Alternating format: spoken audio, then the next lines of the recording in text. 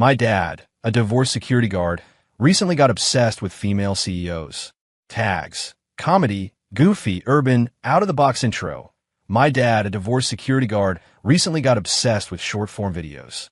He's constantly in my ear, spouting lines like, "With a smirk and a swagger, I'll claim what's mine." And he insists that the new CEO in our apartment complex, the one who drives a Bentley, is his destined runaway bride. I'm losing it. I'm just a normal high schooler who wants to study hard, get into a good college, and land a decent job. Can someone please take this drama king away from me? Asking for a friend, but really, it's urgent. Chapter 1. Insolent Child. My dad, David Miller, stood there in a slightly ill-fitting security uniform, one foot propped on a coffee table, the other hand behind his back. He looked down at me with an expression he clearly thought was intimidating. Don't you understand? You're not just blocking your father's path to love, you're blocking our family's only chance to enter high society. My eye twitched. I nearly crumpled the pages of my AP calculus textbook in my hand. Dad, please take your foot off the coffee table. Mom just cleaned it before she left. Women, David scoffed, a 7-part evil smirk, 3-part devil-may-care look in his eyes. They only slowed down a man's blade. I took a deep breath, feeling my blood pressure rocket through the roof. Dad, did you use my phone to watch those TikToks again? My data plan for next month is almost gone. David was unperturbed.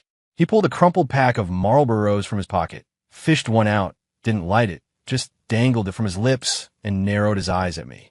Ethan, you don't understand. It's a dog-eat-dog world out there. You see that new CEO in our complex? What's her name again? Tori Steele. I reminded him deadpan. Right, Tori Steele. David slapped his thigh. Just by the name, you know she's got a story. Divorced, single mom, drives a Bentley, lives in the penthouse. Women like that, they look cold on the outside, but inside they're soft as tofu, just waiting for a man like me, a man with a past, with stories in his eyes, to warm her heart. I closed my eyes, picturing my dad, beer gut prominent, tobacco-stained teeth bared, leaning into the CEO and declaring, "Woman, you have successfully caught my attention." My stomach lurched. Dad, she's a multi-millionaire CEO. You're a security guard making $3,000 a month. Your only common ground besides being divorced is what? Exactly. Shallow. David spat the unlit cigarette, but to the side. Do you know what the Ice Queen CEO falls for me, the divorced security guard, is about? This is the script coming to life. She and I are a match made in heaven. I gave up. There was no reasoning with someone living in a TikTok fantasy. I just wanted to quietly finish my math homework. Ding dong, the doorbell rang. David's eyes lit up. He bolted to the door, yanked it open, and struck what he clearly thought was his most dashing pose. Woman, you finally came looking for me? Standing at the door was a girl in a school uniform, with a ponytail and flushed cheeks. It was my classmate, Sarah Jenkins. She held a workbook in her hands, frozen in shock by my dad's sudden theatrics, her face pale. Hi, Mr. Miller. I just came to ask Ethan a question. The Baki, authoritative air on David's face instantly solidified, then shifted to a flicker of disappointment. He looked Sarah up and down, frowning. Student. Sarah replied timidly. TSK. David clicked his tongue, then stepped aside. Come Ethan, your classmate's here. Then he walked to the balcony, lit his cigarette, and gazed up at the sky at a 45-degree angle, exhaling a melancholic smoke ring. His back seemed to say, this damned, misunderstood love. My toes were curling from embarrassment. Don't mind him. My dad. He's been a little off lately. I mumbled, ushering Sarah inside. Sarah shook her head. It's okay. Your dad. He's certainly unique. My mouth twitched. Unique? He got issues. What question did you want to ask? I tried to steer the conversation back on track. Sarah opened her workbook, pointing to a complex function problem. I leaned closer, a faint scent of her shampoo wafting into my nose. Before I could even speak, David suddenly roared from the balcony. This is outrageous. Absolutely outrageous. Sarah and I jumped, turning to look at the balcony. David was pointing downstairs, shaking with rage. In broad daylight, under God's green earth, how dare he lay a hand on my woman? My heart sank, a bad feeling bubbling up. I rushed to the balcony, following the direction he was pointing. Downstairs, by a flashy Bentley, a young man in a black suit was politely saying something to a cool, elegant woman in a business skirt. That woman was Tori Steele. And the young man, I recognized him. It was Brandon Hayes, the rich kid from the next class over. His family supposedly owned half the city. Dad, they're just having a normal conversation. I tried to reassure him. Bullshit. David aggressively stubbed his cigarette on the railing. Look at that pretty boy, grinning like a fool. You can tell he's no good. Look how close he is to my woman. And look at my woman. She's not even pushing him away. David's eyes blazed with fury. No, I have to go down there. Defend my love. With that, he spun around and rushed into the apartment, stripping off his security uniform as he went. Dad, calm down. I scrambled to stop him. Get out of my way. A real man loves fiercely and hates just as fiercely. Today, I'm going to let that punk know there are some people he shouldn't mess with. He shoved me aside, rummaged through his closet for a black, tight-fitting graphic tee that screamed alpha male wannabe, then pulled on a pair of scuffed driving loafers from the shoe rack. Before heading out, he glanced back at me, his eyes resolute. Ethan, remember, if I don't come back today, the mortgage next month is on you. Bang! The door slammed shut. Sarah and I stared at each other. Sarah's eyes sparkled with an emotion I couldn't quite decipher. Ethan, your dad, he's so brave. Me? Great. The world's gone insane, and now even the only normal person in sight is getting warped. He's cool. Yes. Sarah nodded emphatically. To protect the woman he loves, unafraid of power, even standing up to a rich kid like that. Isn't that chivalry? It's so romantic. I opened my mouth, but no words came out. Kid, have you been watching too many TikToks too? That's not chivalry. That's reckless, delusional, and completely out of touch. Chapter 2. My head was spinning. My first thought was, we're doomed. My dad's pathetic skills, combined with those brain-dead lines from his TikToks. What was he doing down there if not getting himself killed? I rushed to the balcony. David was already charging towards the Bentley like an enraged bull. He shoved Brandon Hayes aside, puffed out his chest, and stood in front of Tori Steele. Woman, don't be afraid. I'm here. His voice was loud and dripping with cringy, teenage boy bravado.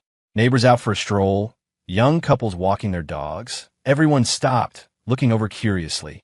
Tori Steele frowned, her icy gaze landing on my dad's tacky graphic tee.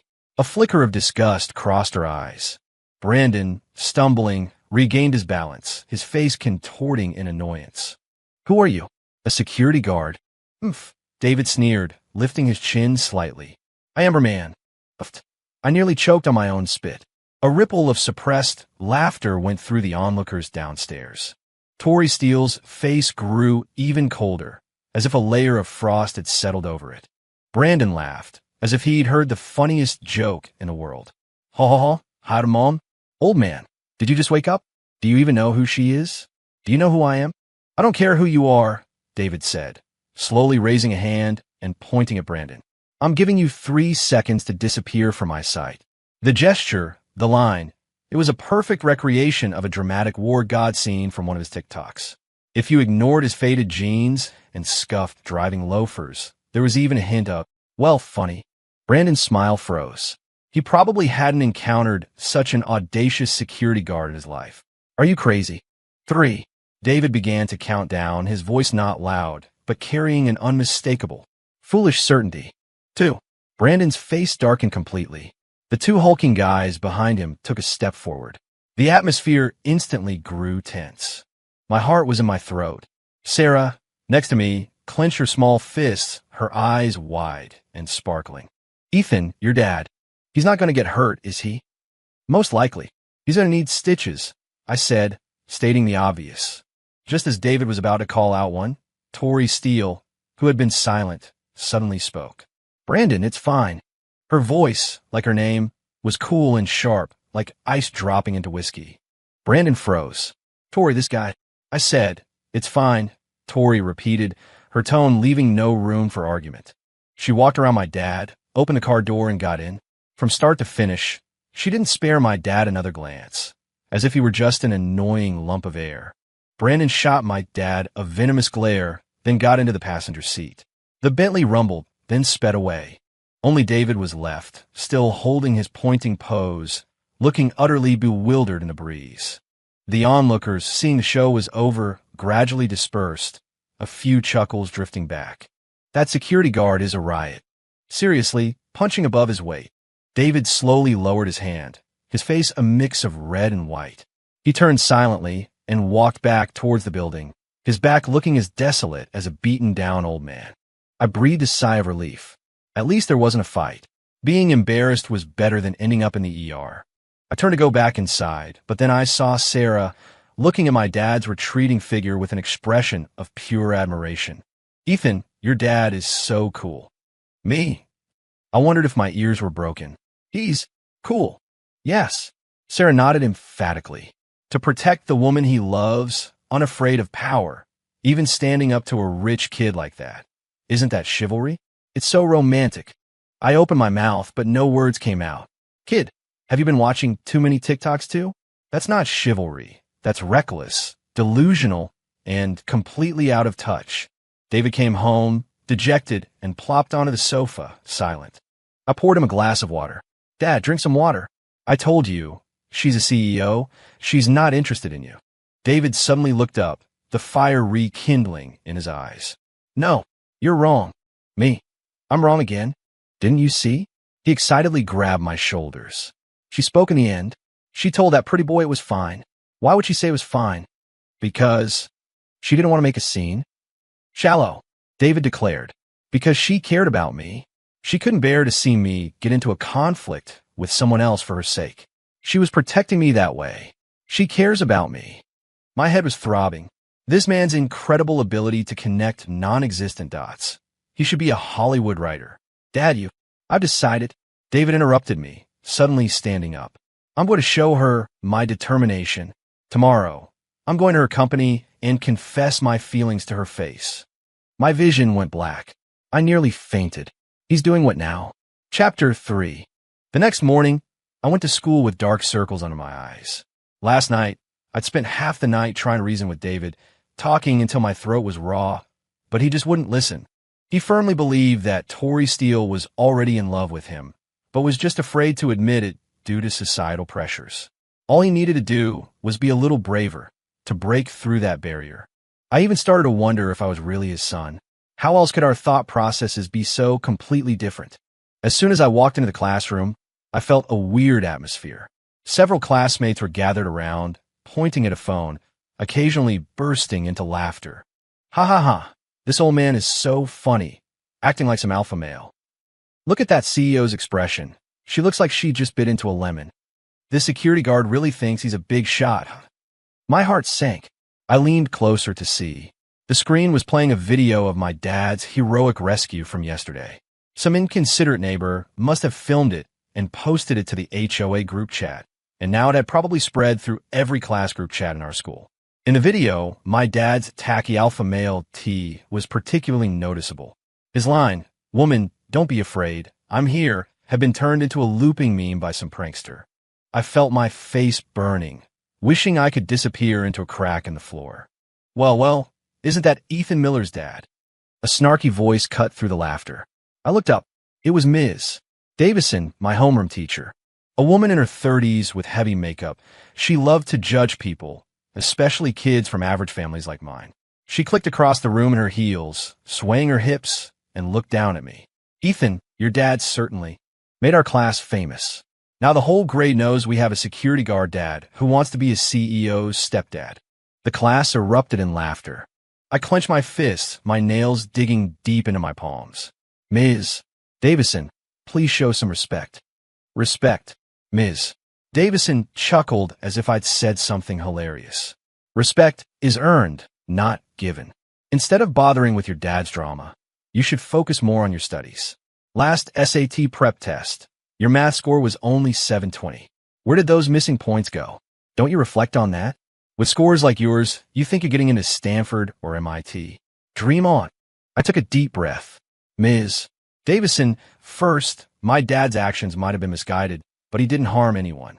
As a teacher, is it appropriate to openly mock a student's parent in class without knowing all the facts? Does that align with a teacher's code of conduct?" Ms. Davison's face shifted. "Second, regarding my scores. For that problem, I believe my solution was more concise and had fewer steps than standard answer. I've already emailed my solution to Professor Evans from Stanford's math department, and he's approved it. Those points were a grading error, not mine. I pulled a printout of the email from my backpack and slapped it on the desk. Here's a screenshot of my email exchange with Professor Evans. You can take a look. The class fell silent instantly.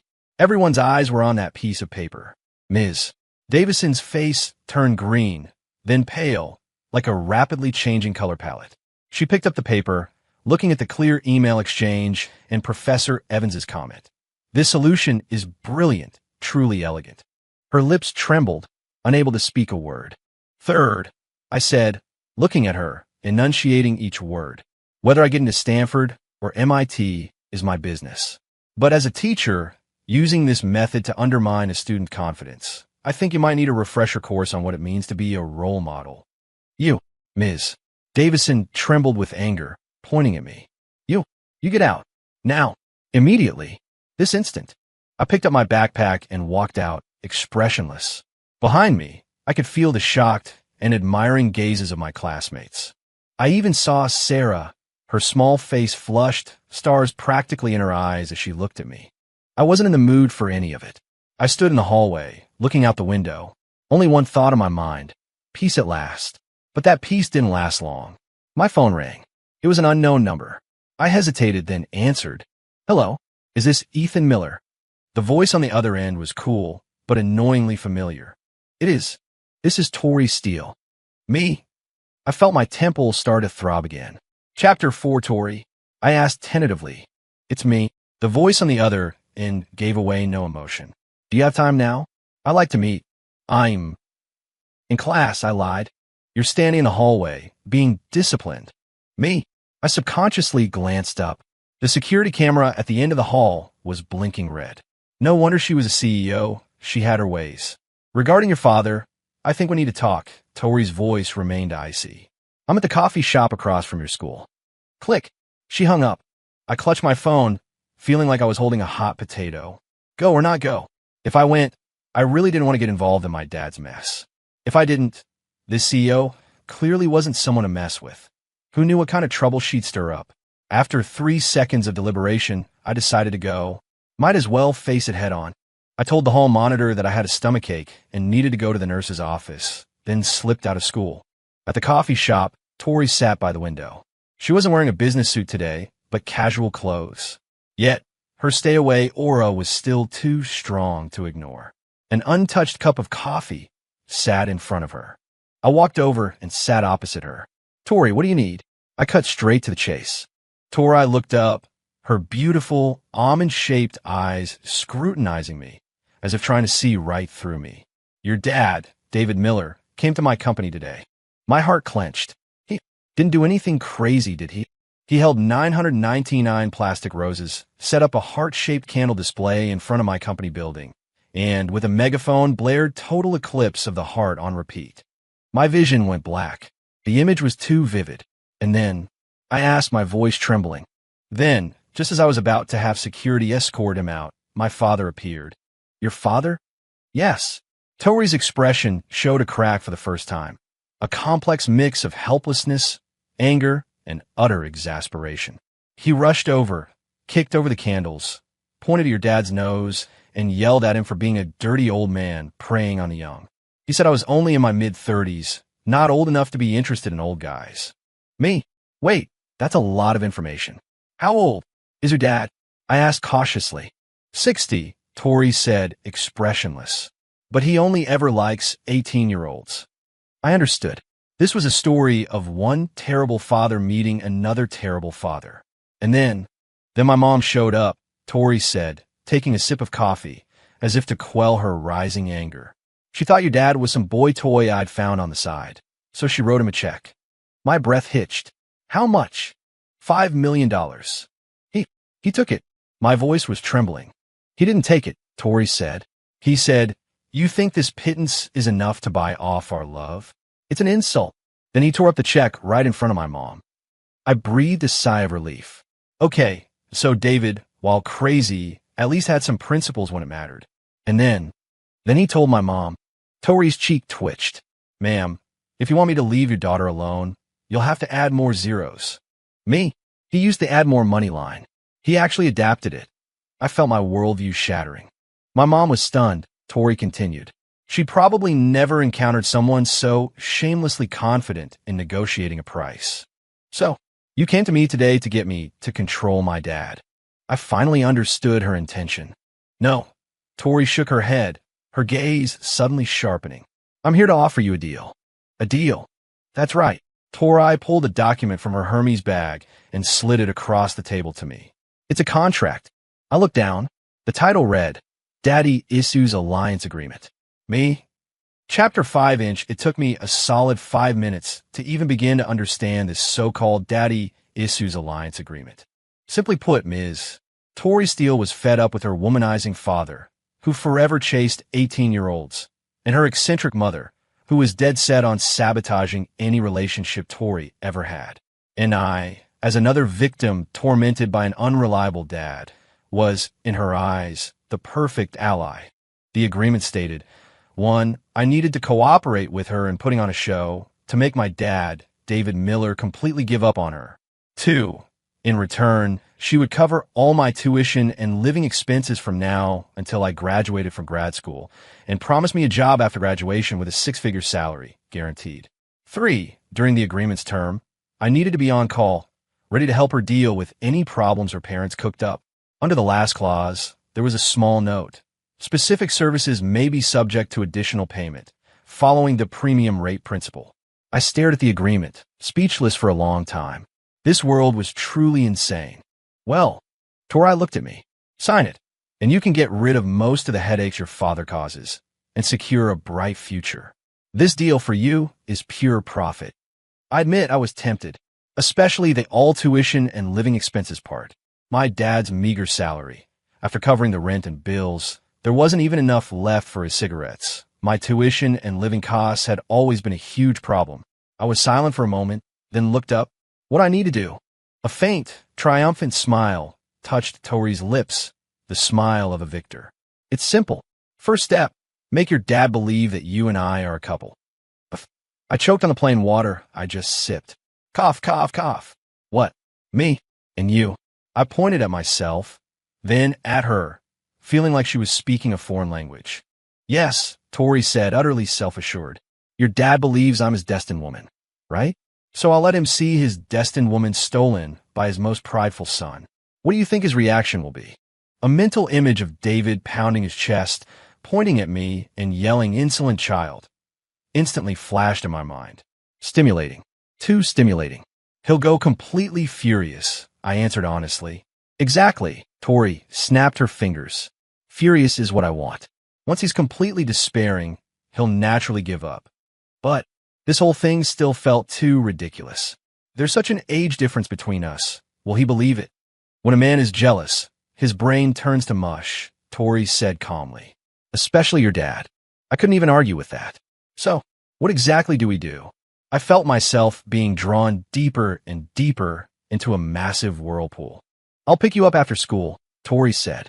Remember, from now on, you're my little boyfriend. Act your age, bright, confident, with a touch of rebellion. I looked at my faded school uniform and my usual don't talk to me expression. Bright? Confident? Rebellious? That sounded harder than solving the Goldbach conjecture. Tori, I took a deep breath. This acting gig has a pretty high difficulty level. I think it might need a premium rate. I don't know why that just blurted out. Maybe my dad's habits were rubbing off on me. Tori paused, then smiled. That smile, like ice melting a rare bloom, was enough to light up the entire cafe. Interesting, she said, pulling a black card from her bag and placing it on the table. Password, all 8s. Consider this your spending money, effective immediately. I stared at that legendary black card, swallowing hard. I felt like I'd just sold my soul. But damn, it was a good price. Chapter 6. After school that afternoon, as I stepped out of the school gates, a flashy red Ferrari executed a sleek turn and stopped right in front of me. The window glided down, revealing Tori's stunning face. She wore sunglasses, her red lips like fire. Get in, little boyfriend. Immediately, countless envious, jealous, and gossipy glances shot our way from my classmates. Sarah stood not far off, looking at me, then at Tori in the car, her mouth slightly open, her eyes wide with shock and disbelief. My scalp tingled. Enduring the immense pressure, I pulled open the car door and got in. Virum, the Ferrari roared, then sped away under the gaze of 1,000 eyes. My reputation gone. Tori, do we really need to make such a spectacle? I buckled my seatbelt, feeling completely out of place. If we're acting, we go all out, Tori said, eyes on the road. Your dad's a security guard. He knows every camera and every piece of gossip in this complex. We have to be seamless. The car drove straight to my building. Sure enough, as soon as I got out, I spotted David. He was bragging to his buddies at the guard station. Seeing me step out of a Ferrari, with Tori following, his expression instantly went from smug to stunned. Tori, in her heels, walked over to me and casually hooked her arm through mine. My whole body stiffened. A mature, distinct perfume scent drifted into my nose, making my heart skip a beat. Ethan, aren't you going to introduce me to your dad? Tori's voice was sweet, almost sickeningly so, a completely different version from what I'd heard before. I felt goosebumps rise on my arms. David's mouth hung open wide enough to fit an egg. He looked at me, then at Tori, his eyes full of confusion and bewilderment. Tori, you too. Hello, Mr. Miller. Tori smiled sweetly at him. From today on, I'm Ethan's girlfriend. Please, guide me in the future. Boom! I almost heard the sound of David's world shattering.